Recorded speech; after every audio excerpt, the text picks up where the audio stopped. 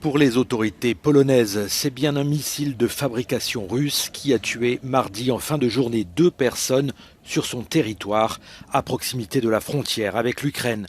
Reste à déterminer qui a tiré ce missile. Selon le président américain, il est improbable qu'il ait été lancé depuis la Russie, d'autant que les Ukrainiens utilisent aussi des munitions de fabrication russe. Le missile est tombé en plein champ sur la petite commune de Pchewodo, au sud-est du pays. C'est la première fois dans le conflit entre la Russie et l'Ukraine que des armes russes semblent s'abattre sur un pays de l'OTAN. Dans la nuit, le Premier ministre polonais Mateusz Morawiecki a appelé les Polonais à garder leur calme.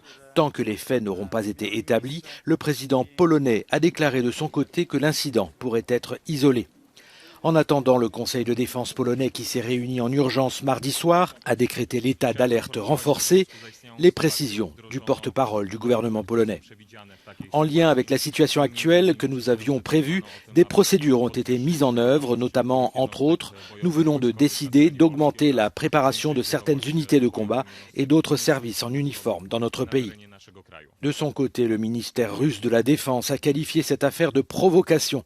Il a fermement démenti que la Russie soit à l'origine de toute frappe sur des cibles près de la frontière ukraino-polonaise et a critiqué les photos des dommages qui n'ont rien à voir, selon lui, avec des armes russes.